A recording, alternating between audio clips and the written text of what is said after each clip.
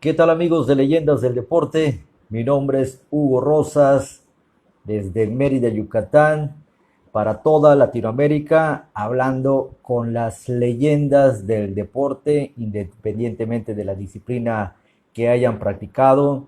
Siempre estarán acá con nosotros y realmente, si ellos quieren, estarán acá compartiendo sus anécdotas y todas esas grandes cosas que iniciaron como deportistas, futbolistas, beisbolistas, atletas olímpicos, boxeadores, boxeadoras. Bueno, aquí siempre han pasado gente de gran calidad, desde gente que estuve como compañeros allá en la MLS en los Estados Unidos, compañeros también de aquí de México, obviamente compañeros de Costa Rica, Guatemala, Panamá, Colombia, Argentina, Chile, Uruguay, Ecuador. Mañana tendremos gente de Bolivia. Hemos tratado de conseguir a nuestros queridos hermanos de Venezuela y solo uno me ha tomado la llamada, que es mi querido amigo Alex Sichero, que estuvo con nosotros la semana pasada y la pasamos fenomenal platicando anécdotas. Y bueno, hoy tenemos la presencia de otro grandísimo futbolista, toda una leyenda del fútbol venezolano, como le llamamos, la Vinotinto. Por todo el mundo se le conoce como la Vinotinto. Ya dejaron ahora sí que esa marca, esa huella, allá precisamente en todo el mundo, obviamente en el mundo del fútbol. Realmente Venezuela a veces se le considera como un país beisbolero, pero el fútbol cada vez toma más y más y más auge. Y bueno, para muestra un botón, aquí está con nosotros nuestro querido Ricardo Páez. Mi brother, ¿cómo estás? Muy buenas tardes. Allá en el Gabacho, allá en los United States. Qué gusto tenerte por acá. Saludos, Hugo, un abrazo por allá en México, una tierra que tuve la posibilidad de visitar, de jugar poco tiempo porque fue un paso rápido, pero que me marcó muchísimo tu país, dejé muchísimos amigos y bueno, después seguí mi carrera, ¿no? Como nos toca a los futbolistas. Eh, Sí, pero, pero muy contento de estar contigo, de poder hablar de fútbol, que es lo que nos une, distintas culturas, distintas razas, distintas lenguas y al final todos esta pasión del fútbol la llevamos en la sangre, ¿no? es correcto, es correcto. Sí, afortunadamente tuvimos ese lujo de nosotros los mexicanos de poder tenerte aquí en esta liga media rara que es la Liga Mexicana del Fútbol.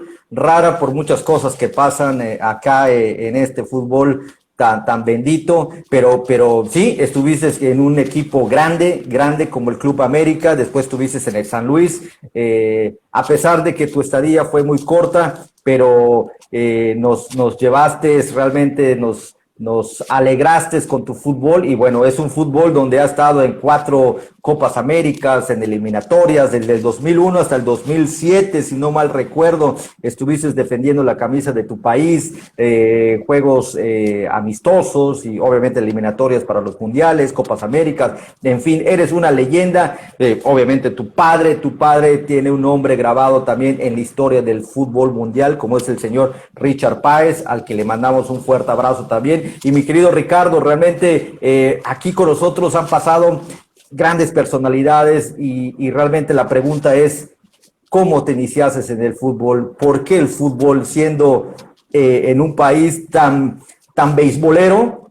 Y muchos de nuestros compañeros han jugado inclusive hasta béisbol profesional y de último momento, ¡boom!, se cambian al fútbol.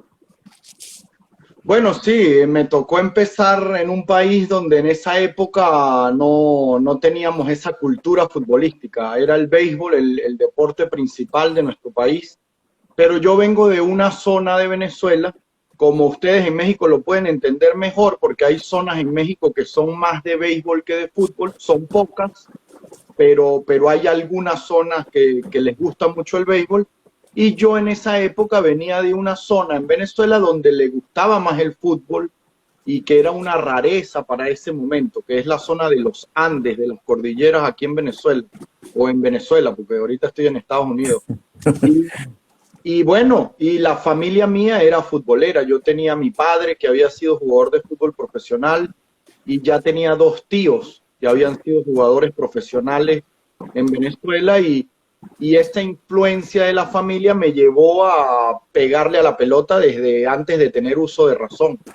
Y ya a la edad de 5, 6 años, 7 años, el fútbol ya era parte de mi vida, era lo que me gustaba y ahí me inicié y seguí una carrera donde pude ir escalando con mucho sacrificio, con mucha disciplina, esta perseverancia que hablan todos los atletas que tenemos que tener para poder llegar a un paso más, a un nivel más alto y bueno, fue lo que tuve una gran motivación interna de querer ser alguien en el fútbol, cuando a veces uno habla de que lo más común es que sean personas que buscan cambiarle la realidad económica a su familia, ven una única vía a través del fútbol. No, yo fui de esas personas que tenía opciones, podía haber ido a la universidad, venía de una familia que tenía una posición buena, digamos que era buena, y que podía haber estudiado y que con la gente que me relacionaba cuando yo decía que iba a ser futbolista me decían, pero estás loco en Venezuela, futbolista, no hay futuro, ¿por qué no eres ingeniero, abogado, doctor como tu papá? Pero me fui por el fútbol en un país que en esa época no te daba posibilidades de surgir, pero que gracias a Dios fuimos la generación que le cambió la historia al fútbol venezolano y que yo fui uno de los pioneros en salir de Venezuela, porque antes de que nosotros llegáramos, muy pocos venezolanos salían, eran contados con los dedos de una mano, 4 o 5 en 30, 40 años antes de nosotros, y la generación mía fue la que empezó a abrir puertas, y yo tuve la fortuna de salir y jugar en grandísimos equipos de Sudamérica y en Europa, que era mi deseo, mi ilusión de niño, era algo imposible para un venezolano, pero gracias a Dios tuve la suerte de poder jugar en 3 países de Europa, aparte de Alianza Lima, América de México, América de Cali, Boca Juniors, donde me formé, y Barcelona, Ecuador. O sea, fui un trotamundo, pero de grandes equipos, los mejores de cada país, digo yo,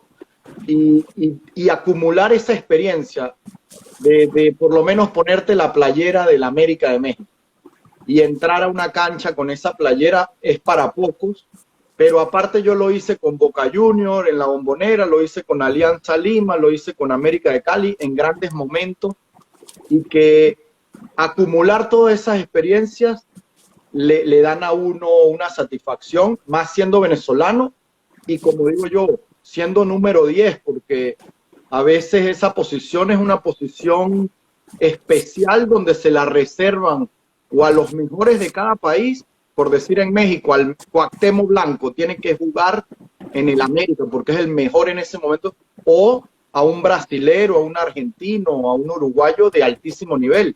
Y yo, como venezolano, en una posición tan difícil, pude en algunos equipos ser mucho más importantes, en otros no tanto, como en América de México, que fue muy joven, pero donde igual la experiencia y lo acumulado fue muy importante para después en la selección ser uno de los baluartes de mi país y haber sido uno de los que cambió la historia para llamarnos ahora Vinotinto, como tú lo exponías al principio. Mi querido Ricardo, me queda muy en claro lo gran jugador que eres.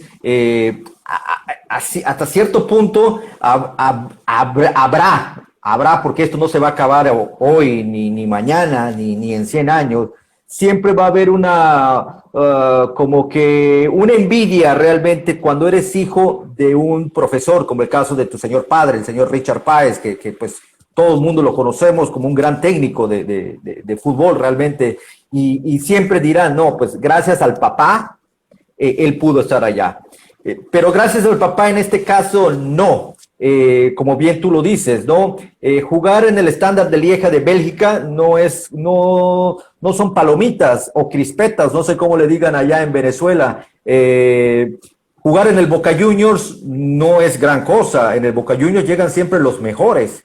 realmente. Y realmente llegar a México, sobre todo con un equipo tan importante como es el más ganador de México, de hecho, que es el Club América, estamos hablando de las condiciones que tienen. Realmente en este caso no aplica el gracias a papá, aplica el gracias a que tuviste los huevos para poder hacer muchas cosas y demostraste una, otra y otra y otra y otra y otra vez, como tú dices, era yo un trotamundos del fútbol, pero es ese fútbol que a ti te llevaba por todos lados, porque la gente quería verte, quería tenerte en sus filas.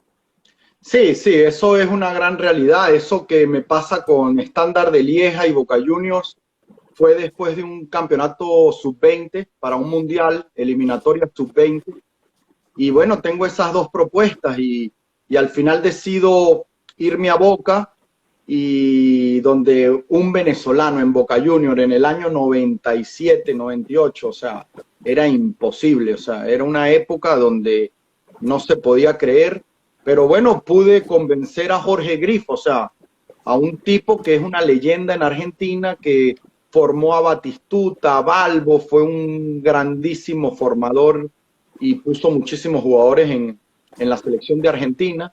Y después en Boca hizo otro grandísimo trabajo en esa época, que fue uno de los formadores que le dio todos esos jugadores a Carlos Bianchi para que armara ese equipo ganador, y donde yo pude ser parte de esta sub-20 y el segundo equipo de Boca, la reserva.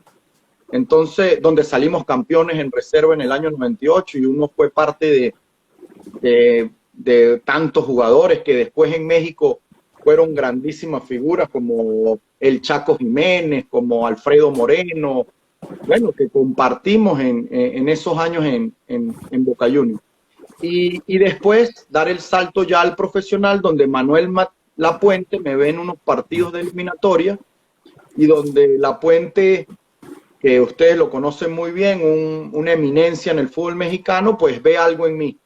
Y creo que cuando llego, no me usó tanto. Yo era muy joven, teníamos al Misionero Castillo, Iván Zamorano, en ese año 2002 que llegamos a la semifinal de Libertadores, pero yo pude aportar con goles en primera ronda de Copa Libertadores, con algunos pases que eran mi sello de futbolista, y donde en el San Luis, que era la filial, salimos campeones ese año y lo subimos a primera división en el año 2002, con Pepe García, Moctezuma Cerrato. Bueno, era un equipo de muchos jugadores de América, que eran jóvenes en ese momento y que se iban formando en el San Luis, y que al haber subido ese mismo año a la primera división, pues a mí se me complicó quedarme porque yo tenía contrato con América. Entonces ellos me dijeron, tienes que arreglar con América. América también salió campeón ese año, fue el año donde sale campeón América y San Luis al mismo tiempo,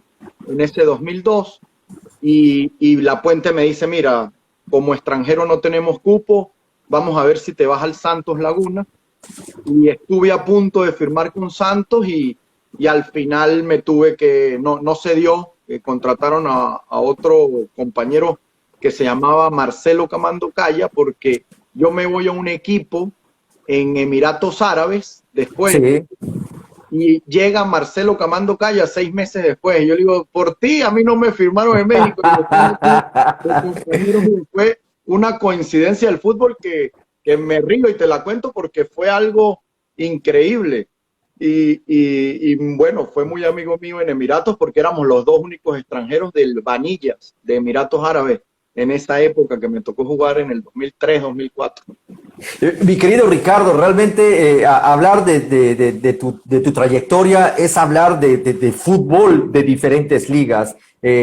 Vamos a empezar con la liga venezolana, la liga argentina, la liga peruana, la liga mexicana, la liga griega, la liga española, la liga de Bélgica.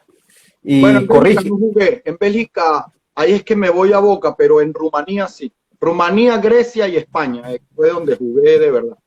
Estamos hablando de 7, 8 países por allá, diferentes culturas, diferente comida, obviamente. y obviamente estar allá en un club, en un país, ¿cómo se le podría decir a esto? Como Rumanía. eh, eh, Del este de Europa, muy, muy fríos, muy físicos, diferentes. Exactamente, es diferente. ¿Cómo poderte acoplar en ese fútbol? El idioma del fútbol lo sabemos, que nosotros jugamos fútbol, sabemos que cómo es moverse para aquí, moverse para allá, echarse para acá, pero la comunicación que es tan importante, ¿cómo hacerle en un fútbol como Rumanía?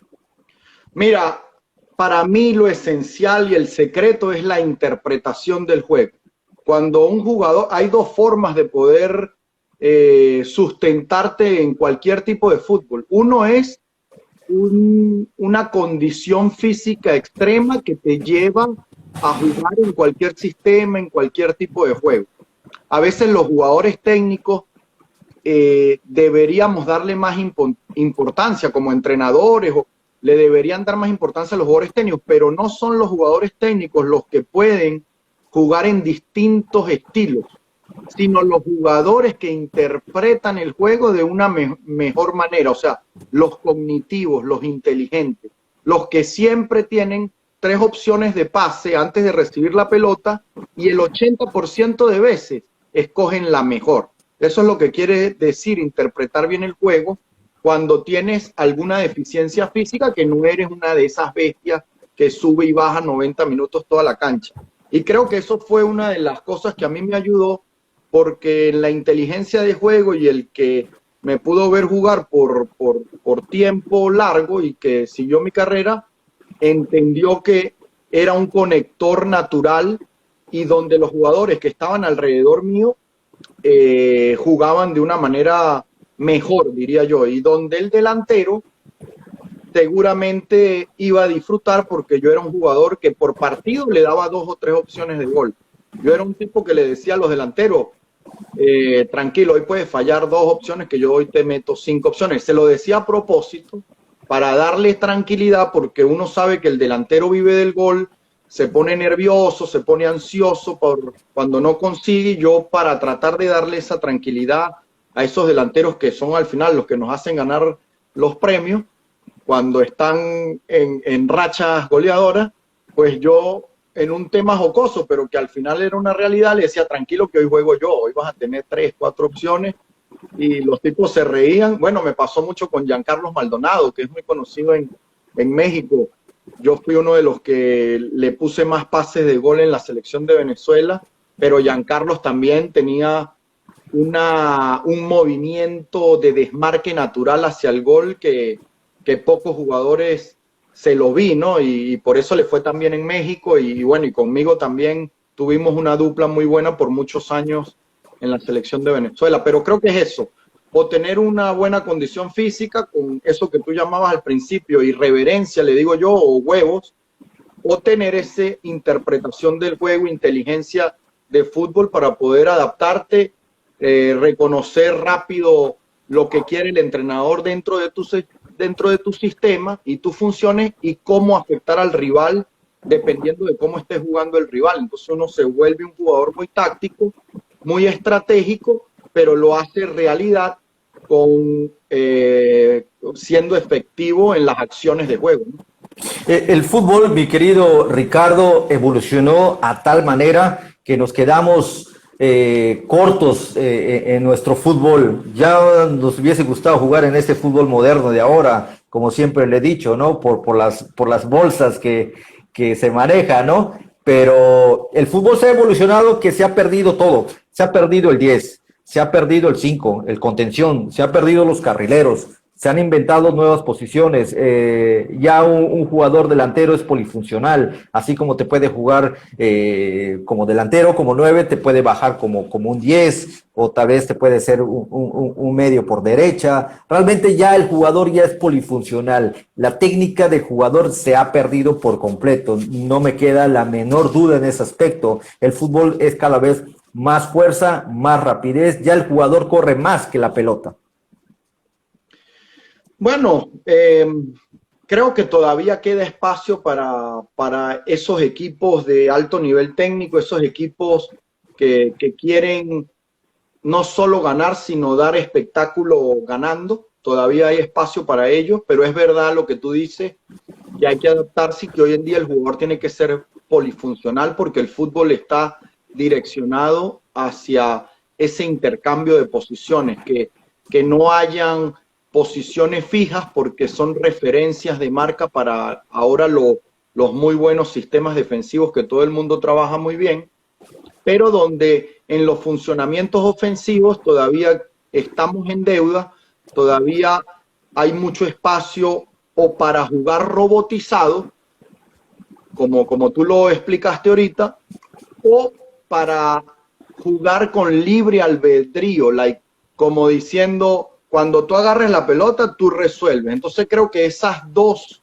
extremos afectan mucho a tener un funcionamiento alto en este fútbol actual, que ya no te da espacio para eso, porque como es tan rápido, ya eso de decir, bueno, tú resuelves con la pelota, ya no da. Ya tiene que haber sincronismo, ya tiene que haber 3, 4 jugadores que tengan jugadas con sincronismos donde ellos ya sepan lo que están haciendo, y eso se desarrolla no solo con el fútbol posicional, sino con el intercambio de posiciones. Eso que tú decías, ya el 9 puede ser 10, el 10 9, el 10 extremo y el extremo entra al 9. Lo que tiene que haber es tipos que puedan cumplir estas distintas posiciones con un nivel alto de ser eficientes. Entonces, si tú consigues esos tipos, puedes hacer un fútbol como esa naranja mecánica de los 70, que era un fútbol total que llama, y hoy en día la exigencia del fútbol nos está llevando a hacer un fútbol total, donde a veces tal vez el lateral se convierte en extremo y el extremo en lateral, donde a veces el central puede ser un 5 con tensión porque sube y el 5 asume el papel de central. Para mí ahí va direccionado el fútbol, pero hay que encontrar la característica de jugadores, construir un equipo, y esta es la parte difícil donde hoy en día, y lo bonito del fútbol, donde hoy en día la visión de todos es diferente, y donde en la escogencia de los jugadores y en la escogencia de estos funcionamientos y de esos sistemas es donde se ve la capacidad de cada equipo, y no hay otra cosa que los resultados. Eso es mentira, que un equipo que juega bien no gana, que un equipo que es el mejor no puede ganar campeonato. No, si no gana campeonato es porque no es el mejor, porque algo le está faltando al equipo, bien sea psicológico, mental, fuerza mental, táctico, técnico, físico o espiritual del equipo, para no poder lograr los resultados. Correcto. Ángel Walde, ya no hay dibujos y sistemas estáticos. Es importante la formación integral del futbolista en base a la táctica. Muy buena respuesta tiene por allá Ángel. Mi querido Ricardo, realmente en nuestros tiempos, yo soy un poco más grande que tú. En mi época no había psicología deportiva. No había sistemas de juego que venía desde las fuerzas básicas. No había absolutamente nada de eso. Allí el lateral izquierdo era lateral izquierdo y así terminaba toda su carrera.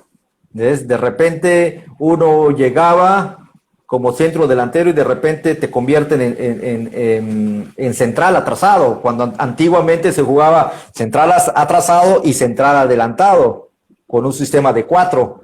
El atrasado adelantado y tus 2 laterales. Bueno, ese era el antiguo. Actualmente el fútbol se ha modernizado tanto, como bien dices tú, que todo evolucionó, todo cambió, todo esto, pero no ha cambiado desde las fuerzas básicas. Las fuerzas básicas siguen siendo las mismas realmente. Al futbolista de fuerzas básicas lo preparan para ganar. Lo están preparando para hacer ese robot, robotizarlo para ser un ganador y llevar dinero a las arcas del club. Ya no lo están preparando para ser un deportista de alto rendimiento. Prácticamente como que el futbolista no ha perdido esa esencia de ser un esclavo moderno realmente. No, yo creo que en todos los aspectos se ha evolucionado mucho, porque es verdad que todavía a nivel de fuerzas básicas necesitamos mejorar muchísimo en muchos aspectos. pero también es verdad que cuando nosotros estuvimos en fuerzas básicas, lo que pasa es que nos olvidamos. También es verdad que nos ponían en una línea de 20 jugadores y todos con una pelota en la línea. Íbamos y pateábamos al arco, dábamos la vuelta atrás en la línea. Así aprendí yo a jugar al fútbol o jugar silvestre, 11 contra 11, y jueguen no sé cuántos minutos nos ponían a jugar, a veces hasta 2 horas seguidas, hasta que las piernas aguantaran o tú mismo pedías cambio y te salías, que creo que eso era un poco, prefería uno morir en el campo. Pero creo que hemos ido avanzando muchísimo, lo que pasa es que todavía en fuerzas básicas siempre se está como 3 escalones por detrás del fútbol profesional. Creo que el error, porque si tú te vas 40 años atrás o en tu época, también se decía, no, es que en fuerzas básicas no se trabaja y todos en el primer equipo. Y hoy en día es la misma historia. Y hoy yo sigo escuchando gente, no, pero es que en las menores no trabajan. No, porque siempre los equipos de primera división tienen más apoyo económico, tienen todo el apoyo de los directivos, tienen los mejores entrenadores, tienen nutricionistas, tienen sport science, de performance, tienen todo. Y los menores siempre van tres pasos atrás. Entonces creo que eso es lo que está pasando. Pero se ha desarrollado mucho. Creo que hoy en día los jugadores llegan más preparados tácticamente para jugar en primera que hace 10 años. Yo por lo menos cuando llegué a la primera división, yo aprendí a jugar tácticamente en primera, no en inferiores. En inferiores yo no sabía lo que era hacer un movimiento táctico de conjunto, ¿no? Y hoy en día el jugador que llega al primer equipo y no está preparado tácticamente, creo que es muy difícil que juegue. Entonces, sí se ha evolucionado, pero lo que yo sí estoy de acuerdo contigo es que hemos robotizado. Y donde hoy en día ya el jugador interpreta distintas posiciones, pero sigue un libreto y no tiene esa posibilidad de tener esa improvisación dentro del campo. O cuando hay un movimiento donde él no se siente cómodo porque no está trabajado, se pierde dentro del terreno de juego y tarda minutos en volverse a ordenar porque siguen un patrón de entrenamiento y no son como uno que uno lo entrenaron silvestre y uno así no sigue un patrón, uno se siente en condiciones de que en cualquier momento se vuelve a conectar con el sistema, pero uno no se preocupa. El que es creativo, el que sabe improvisar, y creo que hacia ese punto es donde hemos perdido últimamente capacidades para dejar más improvisación, más creatividad a los jugadores que necesitan esos espacios. Tal vez hay otros jugadores que en esos espacios de improvisación no se sienten cómodos. Y bueno, es una de las cosas que yo, por estar ahora dirigiendo aquí en los Estados Unidos, me toca luchar porque, como tú bien sabes, el jugador norteamericano, el americano, es muy en ese lineamiento de seguir patrones, de todo tiene que ser ya planificado, estructurado, y cuando uno les deja un espacio de improvisar, y más yo que era 10, se les complica, pero bueno, estamos trabajando en eso.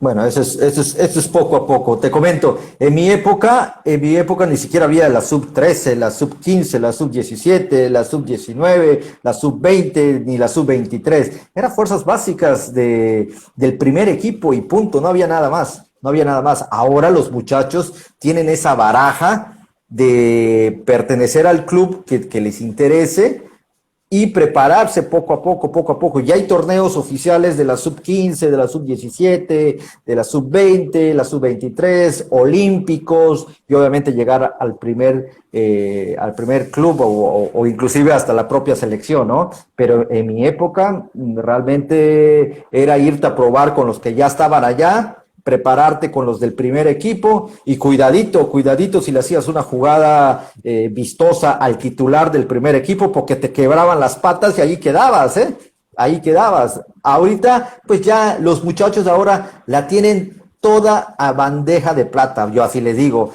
todo porque hablamos de balones de fútbol completamente diferentes a nuestra época. bueno, más a la mía, que era un balón completamente duro, los tachones de fútbol eran completamente diferentes, se jugaban con tachones de 6, no sé si te acuerdas.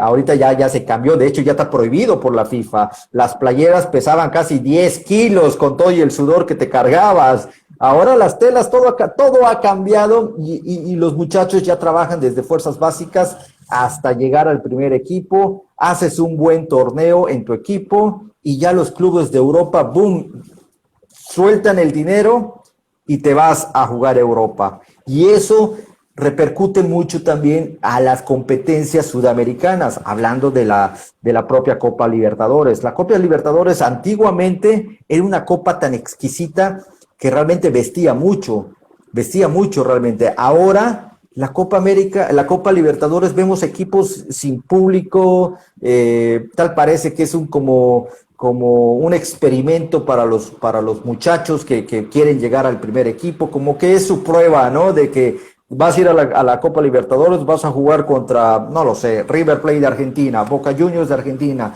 la U Católica, la Universidad de Chile, el Colo-Colo, no sé, Universidad de Perú, y equipos tan importantes que cada vez ponen a su equipo no titular para esas competiciones. Realmente como que ya se devaluó también esa Copa Libertadores que, valga la redundancia, es la primera copa a nivel de clubes más antigua del mundo, olvidándose de la Champions League. La Champions League ahorita es una mercadotecnia impresionante y la Copa Libertadores se quedó ahí estancada. Y gente que ha ganado Copa Libertadores, como el caso de Hugo de León, nos decía, la Copa Libertadores es una copita que ya cualquiera lo puede comprar. Los mexicanos llegaron, pagaron, entraron a jugar a Libertadores, pero con la condición de que si iban y campeonaban, no se les daba la Copa América, la Copa Libertadores. Entonces estamos hablando de que es una copita que cualquiera lo puede comprar, pero si tú la comprases no te la van a dar porque no perteneces al área de Sudamérica. Entonces, realmente eso ha estado pasando en el fútbol moderno y no sé si tú estás de acuerdo. Bueno, sí, pero igual, levantar la copa es un símbolo. Pero si tú como mexicano llegas y quedas campeón, eso no te lo quita nadie en el mundo. Eso queda No. indeleble y al final es el reconocimiento. El jugador juega por ser el mejor y al final nadie le va a decir, si Cruz Azul le hubiese ganado a Boca en esa época de Paco Palencia, que llegan a la final con Boca Juniors, nadie le iba a quitar ese honor, ese orgullo de ser campeón de toda América, porque en ese momento al México participar no era solo Conmebol, era para mí toda América, que México en esos años era el único país o la única liga que estaba a la altura para competir en una Copa Libertadores. Ahora yo puedo decir que la MLS se acerca por el nivel de extranjeros que traen, porque ha mejorado mucho la liga, sobre todo en los últimos 4 o 5 años. Diría yo más los últimos 3, 4 años que otra cosa, pero definitivamente México sigue siendo el gigante de esta zona que puede competir ahí. Pero yo creo que pasa este problema que tú decías, y tú lo mencionaste, es que en la época de nosotros, o cuando yo debuté, la mayoría de los jugadores de los que jugaban pasaban de 30 años o mayores de 28 años, entonces había muchos jugadores de edad alta o de experiencia que manejaban los equipos. O sea, que tú llegabas como un muchacho de 18 años, mirabas a los lados y habían pocos jóvenes en los equipos de primera división. Los que llevaban el equipo eran todos de 34, 33, 28. Entonces tú los veías con un respeto increíble. Pero al abrirse esto de que en Europa hayan más extranjeros, porque acuérdate que hasta los 80, 90 eran 2 o 3 extranjeros en Europa, cuando le tocó a Maradona, todos ellos ir, eran pocos los que iban. Entonces, los equipos suramericanos estaban llenos de jugadores con valores, de jugadores de experiencia, y era muy difícil para un joven poder ni siquiera opinar o hablar en un equipo. Hoy en día, por el hecho de la venta de jugadores, pues se van muy rápido.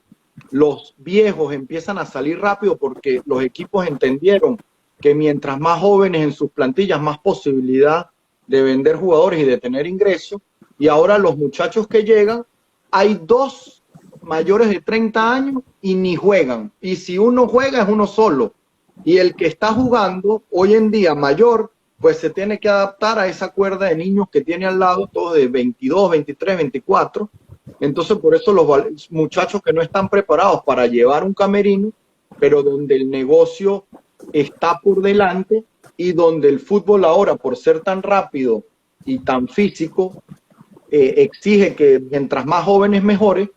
Entonces creo que por ahí pasa ese problema que tenemos hoy, pero que al final es adaptarse a los nuevos tiempos porque es una situación que está rigiendo el fútbol hoy y que nos tenemos que adaptar, y que el jugador ahora mayor, porque también eso es una realidad, antes el jugador mayor llegaba con una barriga, ni siquiera abdominales tenía y podía jugar 3, 4 años.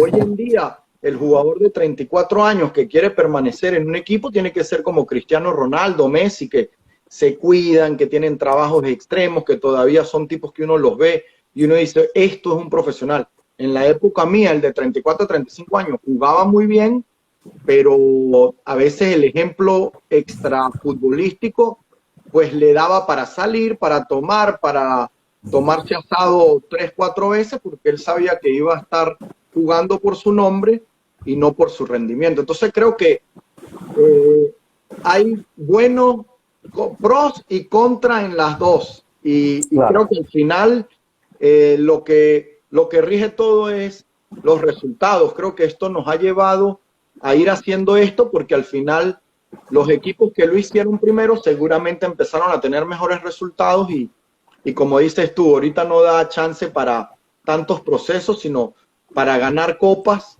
y siento que la Copa Libertadores sí es verdad, y estoy de acuerdo con Hugo de León, que una persona recontra conocida en Sudamérica, ganador de todo, y que uno respeta mucho su opinión, y que es verdad que la Copa Libertadores ha perdido un poco de la grandeza que tenía años atrás, pero sigue siendo la Copa Libertadores y no hay otra mejor que esa en estos lados del continente, ¿no? Claro, por supuesto. Orlando Cordero 11 dice, un fenómeno, un crack, lo tuve de compañero y la asistencia y sus goles, un monstruo. Abrazo, hermano, te dice Orlando Cordero. Un abrazo a Orlando, que compartimos, salimos campeones juntos en Venezuela, en Mineros de Guayana, y un fenómeno, un delantero de esos delanteros que yo te digo que marcaban eso. A ver, dime la verdad, no porque él está aquí presente, dime la verdad, o era tronco. No, este era bueno. Era bueno. Este era muy bueno y si no, lo mato.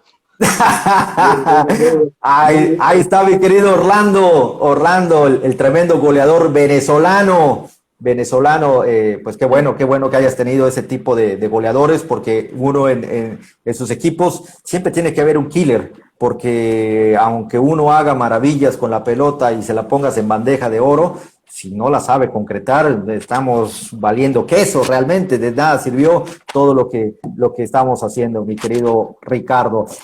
Vamos a cambiar un poquito de este tema de clubes, de modernidad futbolera, y vámonos de lleno a lo que es la Vinotinto. Eres una persona que tienes el derecho de poder hablar de la Vinotinto, pues la defendiste a capa y espada, casi 6 años portando la playera, 4 Copas Américas, realmente no cualquiera, las condiciones las tenías y obviamente las demostraste, y ahí estuviste. En el 2007 Venezuela dio de qué hablar en esa Copa América, donde ahora sí que echó a perder las quinielas, ¿no? En las casas de apuestas, cuando empezaron a avanzar y avanzar y avanzar, y bueno, ahí quedó la Vinotinto. Pero realmente la Vinotinto ya se merece un lugar en un mundial.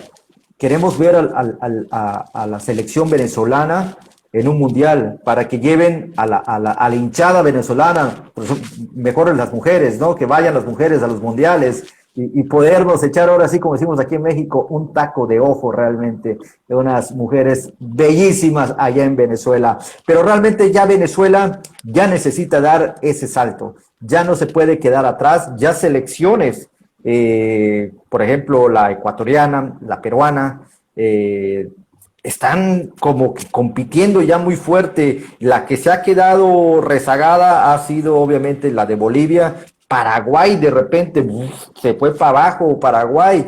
Ustedes en tu época, en esa vino tinto que hablamos de tu generación, dio de mucho de qué hablar. Ahora, ¿cómo ves el entorno de esta nueva generación, de estos nuevos muchachos que ya salen a diferentes países? Pero ya necesitamos ver que Venezuela se esté allá, esté compitiendo ahora sí que pues con las leyendas de selecciones como la brasileña, la argentina, la uruguaya, la chilena, por allá Colombia está arañando y queriendo estar allá siempre adentro, que ya lo viene haciendo desde hace unos años. Perú estuvo hace poco, Ecuador ahí está también, entonces ya queremos ver a Venezuela, mi querido Ricardo.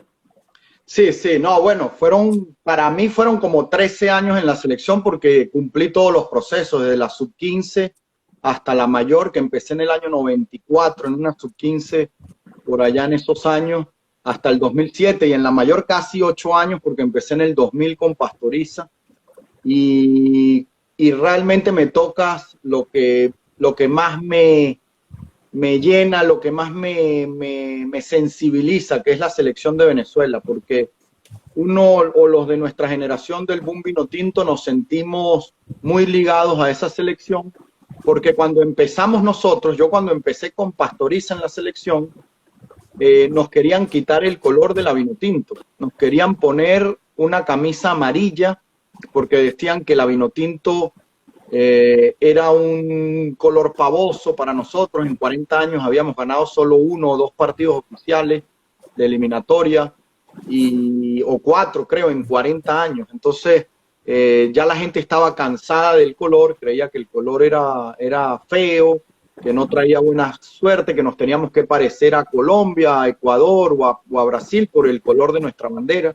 Entonces querían cambiarle el uniforme. Pero bueno, renació la vino tinto con esa llegada de Richard Páez, y donde un grupo de jugadores empezamos a dar batacazos, ¿no? Nadie se lo esperaba, ganamos 4 partidos seguidos oficiales de eliminatoria en 2 meses. Le ganamos a Uruguay, a Perú, a Paraguay, que era el Paraguay de Chilaver, que iban a los mundiales en esa época siempre. Fueron partidos inolvidables, como el de Chile también, y ahí la selección empezó a demostrar que había fútbol en Venezuela. Entonces uno se siente muy ligado a lo que es la selección, y yo, por ser el tercer jugador actualmente que ha ganado más partidos oficiales, que como siempre digo yo, siempre dicen los partidos que uno ha jugado, unos tienen 100 partidos, otros 80, los que pasan de 100 uno los aplaude porque se mantuvieron, pero yo siempre digo, lo que importa es los partidos ganados, no de amistosos, sino los oficiales. Esos son los que nos hacen crecer. A veces en los amistosos que yo jugué en la selección, tú puedes ganar, pero hay 5 o 6 cambios en el segundo tiempo, se juega más relajado, a pesar de que siempre juegas a ganar, pero en un partido oficial la adrenalina es distinta. El que ha estado ahí lo sabe, y ahí es cuando yo digo, bueno, estar como el tercero de más partidos ganados todavía hoy, después de tantos años, le da uno un derecho a hablar algo, y ser después de Juan Arango el segundo con más asistencias de gol en la historia de la Vinotinto, pues también me termina dando la razón de que al opinar de la Vinotinto algo sé o algo hice dentro de la cancha, y eso lo digo a veces porque, por lo que tú decías, a veces por el hecho de haber sido hijo de Richard Páez, hay mucha gente que puede decir, no, pero mira lo que habla, jugó porque es el papá, tal.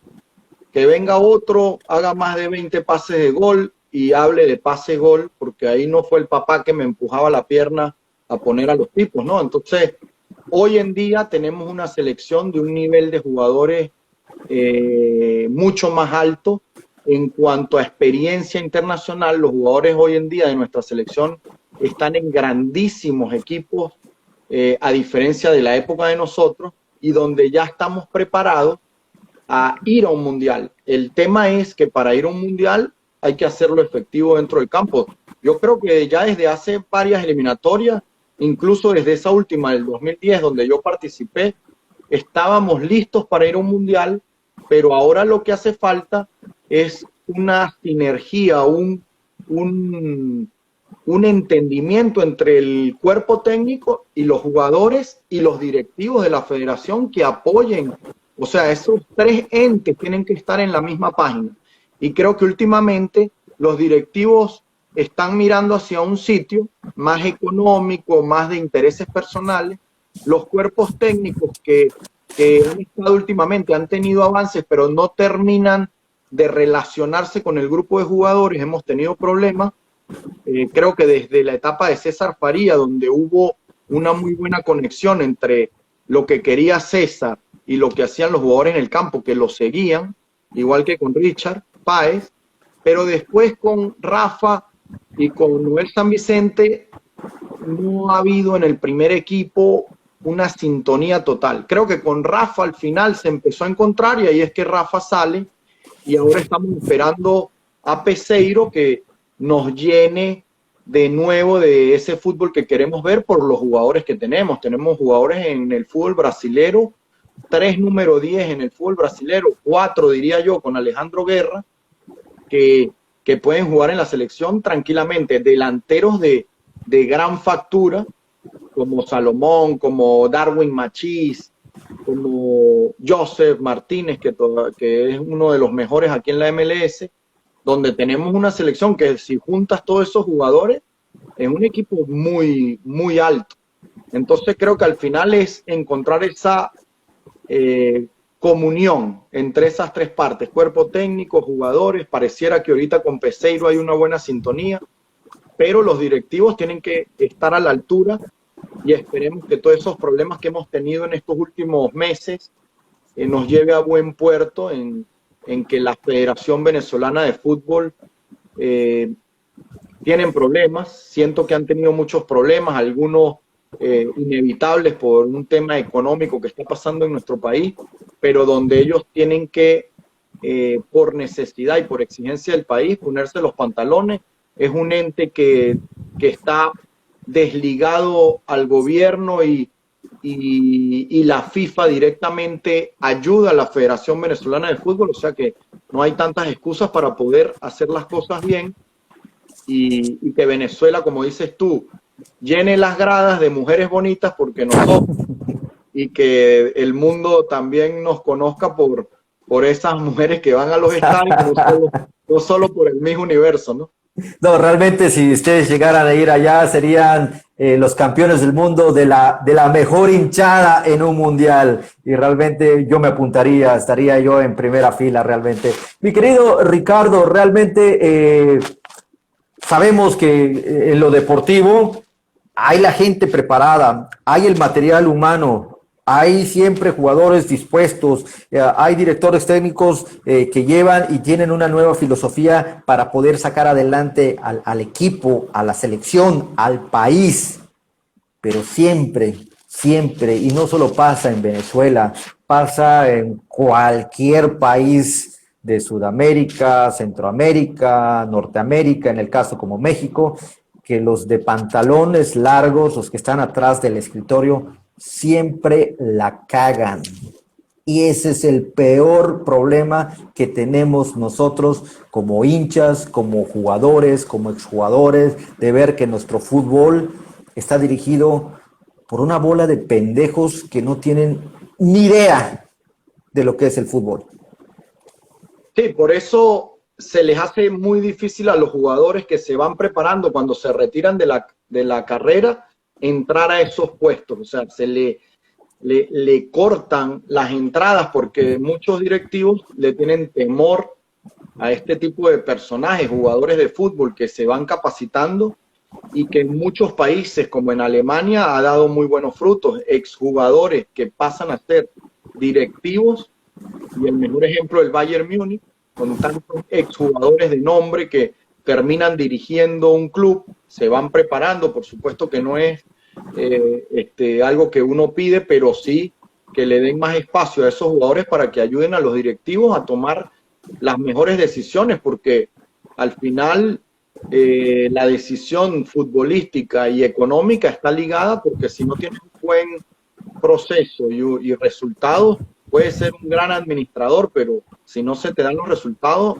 no camina los procesos ni los equipos. Entonces, creo que hay que darle más espacio a este tipo de jugadores bien preparados, donde en Venezuela vamos poco a poco creciendo en esa parte. Hay algunos jugadores que ya están entrando en espacios directivos y que esperemos que tengan mucho futuro, como Miguel Mea Vitali, Gerson Chacón, por nombrar algunos en Venezuela que están en dos equipos importantes, Vicente Suano, que son jugadores que fueron parte, Manuel Rodríguez, que fueron parte del fútbol venezolano, unos muy importantes también en la selección, y donde poco a poco ya están dirigiendo equipos, siendo gerentes generales, y donde pueden ir aspirando a otros cargos dentro, en el seno de la federación, que es donde realmente se ve mucho más las decisiones que puedan tomar y que puedan afectar positivamente al fútbol venezolano, igual en México, que en México pasan mucho esas cosas, pero también México es un país donde está muy bien estructurado, donde tienen una liga que genera ingresos que no generan cualquier otra liga, y donde creo que es más preocupante si las cosas no se dan en México, porque tienen los recursos para poder hacer procesos estables, ¿no? Entonces es mucho más responsabilidad para los directivos en México poder hacer buenos equipos, buenos procesos, porque tienen los recursos. Sí, te faltó nada más mencionar que también la Liga Mexicana es una de las más corruptas, definitivamente, por todo lo que está pasando. Tal vez no te has enterado de algunas cosas que han pasado del año pasado a la fecha, pero es una liga corrupta, donde acaban de prohibir el descenso, el ascenso. El fútbol está estancadísimo, realmente equipos, tú jugaste acá, conociste lo que es el Club Morelia, el Club Morelia ya no existe, lo llevaron a una plaza beisbolera como es Mazatlán, ahí en el Pacífico. El Club Veracruz, que era una de las instituciones de abolengo, de muchas... Yo jugué la final San Luis-Veracruz, en Veracruz para el ascenso. Veracruz fue desafiliado por falta de pagos a sus jugadores, por problemas. Bueno, en fin, México no te creas, México es un país donde la liga es una real porquería y donde sus jugadores se la viven bien aquí porque pagan muy bien y no tienen esa hambre como pueden tener los jugadores sudamericanos de cualquier parte. Bueno, tú estuviste en muchos países en tus crecimientos por querer trascender. México no, México, el futbolista mexicano primero se sienten dioses, se creen la gran maravilla del mundo, pero solo jugaron aquí en México, realmente, nada más, o sea... Y eso que tengo muchos amigos y lo hemos hablado, lo hemos platicado y muchos pues hasta cierto punto dan esa pequeña razón, ¿no? Pero sí, desafortunadamente México es como bien tú dices, en México pagan bien porque hay mucho dinero de por medio, el fútbol evolucionó tanto que dejó de ser deportivo y ahora es más comercial, más negocio, más ya las fuerzas básicas de clubes mexicanos existen, pero no sé ni para qué realmente, porque traen jugadores de 19, 20 años de Paraguay, de Guatemala, creo también que hay gente de Venezuela también acá, muchachos de 18, 19 años, entonces digo, ¿para qué entonces sirve unas fuerzas básicas? Si vas a traer a jugadores del extranjero, porque ya te lo permite esta liga, porque ya te permite firmar a más de 15 jugadores si quieren, y solo pueden jugar 9, imagínate nada más. O sea, el futbolista mexicano, es una liga como la europea, donde hay un montón de jugadores, por ejemplo, en el club Real Madrid, un montón de jugadores extranjeros y juegan 1, 2, 3, cuando mucho, españoles. Es lo mismo pasa aquí en México, realmente, Sí, pero sí. no comparemos la liga española con la liga mexicana, entonces estamos completamente en fuera de lugar. Mi querido Ricardo, si llegara el sonar tu teléfono y te dice, necesito que vengas a Venezuela para que seas presidente deportivo de selecciones nacionales, ¿te harías cargo? No, lo mío está muy bien enfocado hacia la carrera de director técnico. Siento que desde ese punto es donde le puedo dar mucho más aporte al fútbol venezolano y al fútbol donde estoy en este momento en los Estados Unidos. Y nadie me quita ese enfoque, ese objetivo. Soy un tipo de ponerme metas, objetivos y luchar por eso. Y en este momento estamos en el FC Cincinnati, un equipo de Major League Soccer. Yo soy el entrenador en estos momentos de la sub-19, sub-17. Ya pasé por el Orlando City 2 años y por el Miami United, un equipo de tercera división también. Desde que me retiré me radiqué aquí en Estados Unidos por no estar de acuerdo en muchas cosas como se lleva todo en Venezuela. Me vine a los Estados Unidos y estoy tratando de apoyar aquí y tratando de querer volver en algún momento a Venezuela cuando las condiciones estén dadas, porque lo que más quiero es poder reconstruir nuestro país, pero cuando las condiciones estén dadas, realmente tenemos problemas mucho más grandes que los futbolísticos en este momento en nuestro país, los del fútbol. Queremos que Venezuela mejore, pero también queremos primero que mejore el país. Bueno, sí, realmente no solo el fútbol, sino que toda la comunidad deportiva está en contra de este régimen de allá de Venezuela. Pero te cambio la pregunta, te llaman para dirigir a la selección mayor. Ah, no, eso ya es otra historia. A mí me dijeron una cosa: si te llaman a las selecciones porque te lo ganaste, o sea, porque algo es para que te llamen. Y a la selección de tu país nunca se le dice no. Ahí está. Por un instante te he perdido, mi querido Ricardo. No sé si me escuchas. Ok. Me entró una llamada en el teléfono. Okay. Ahí está, te están hablando por teléfono de la Federación Venezolana de Fútbol. Sí, no, uno nunca le dice que no a la selección, eso lo aprendí, porque el tren pasa una sola vez y a veces no vuelve a pasar, y creo que lo más importante como jugador y como entrenador es poder dirigir la selección de tu país. Yo creo que no hay nada más importante. A mí me dicen el Real Madrid o la selección de Venezuela, yo te digo, la selección de Venezuela es algo que es el corazón, es lo que uno siente. Y eso no se puede quitar. Perfecto. Mi querido Ricardo, hablar de fútbol realmente nos llevaría horas, días, semanas a hablar de lo que nos apasiona, que es el mundo del fútbol. Realmente el tiempo se nos fue de volada. Realmente me siento muy agradecido por tu presencia.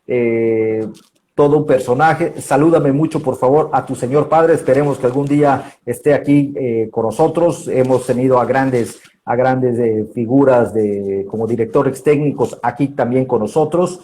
Pacho Maturana, Bolillo Gómez, Alessandro Guimaraes, Manuela Puente, Ricardo Antonio Lavolpe, en fin, muchos han pasado también por acá y nos encantaría algún día poder tener a tu señor padre. Te quiero mandar un fuerte abrazo, mi querido amigo, hasta los United States donde estás y deseándote mucho éxito.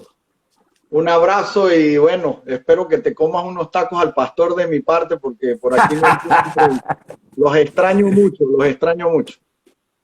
Créeme que apenas yo tenga unos tacos en mi presencia, le tomo la foto y te lo mando a tu teléfono sin ningún problema, mi querido Ricardo. Abrazos y gracias por esta entrevista, porque hablar de fútbol siempre nos llena de alegría. Gracias a ti. Y bueno, amigos, esto fue Leyendas del Deporte con Ricardo Páez de Venezuela, haciendo historia con la historia. Mi nombre es Hugo Rosas y muchas gracias por estar aquí con nosotros. Hasta pronto.